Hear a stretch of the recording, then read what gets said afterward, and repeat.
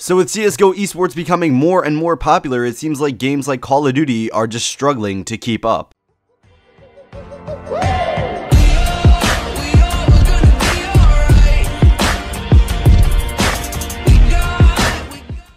So esports are getting more and more popular, and Counter-Strike Go, as we all know, is the #1 FPS esport, and Call of Duty is in the range of top 10 maybe, considering as there isn't that many popular esports.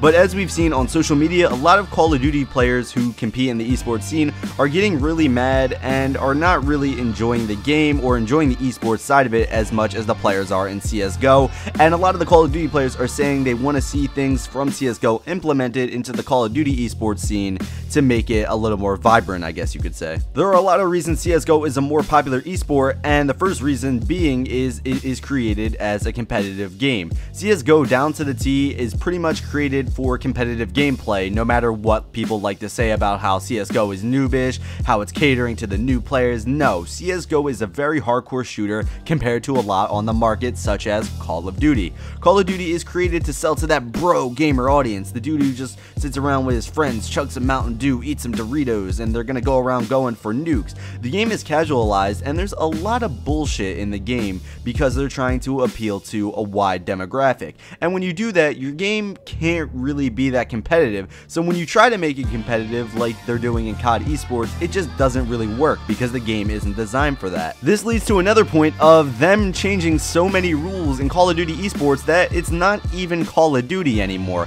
A lot of the people who play Call of Duty don't even like watching the esports because they feel like they're not even playing the same game anymore. There's so many restrictions, bans, and a lot of bullshit. CSGO has some different rules than standard matchmaking, but they are very minimalistic and they make the game a lot better, such as 35-second bomb timers and 128-tick servers. But for the most part, you're playing the same game, so people can relate to the game more, and they say, hey, I can do everything this pro is doing. If I had the skill, probably, but they look at it and they go, that's obtainable, I can do this, I'm playing the same game as the pros, while with Call of Duty, they're playing a GIMP version of the game pretty much. Another reason they're struggling so much is the games change each and every year. Counter-Strike stays the same for the most part. There's new iterations of the game, but they don't come out every year, and also they don't really change a lot. The core gameplay is still pretty much the same. With Call of Duty, they're changing a lot of these core elements and adding in jetpacks and bullshit every single year, and the pros only have a few months to pretty much learn the game and start the season, and guess what? That's not really that helpful because you can't master a game in that short of a time frame, or at least in my opinion you can't.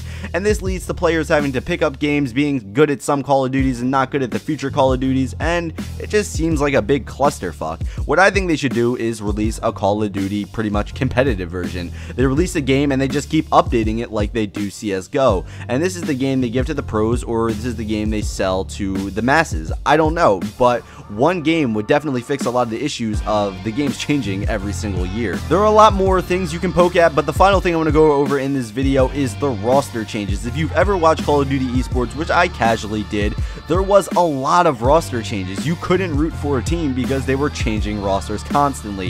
In CSGO, roster changes happen, but not as frequently as we're seeing in the Call of Duty scene. There needs to be more set locked-in rosters because you're rooting for a player on a team and then he goes to a different team and then he switches again and you're just like, where the fuck is my favorite player? You don't even know where he's at anymore because they're changing teams so often. It's hard to build up loyalty when the core team keeps changing every single year, and this goes back to the games changing every year and some people not being good at the newer games as they were the older games, so they get replaced.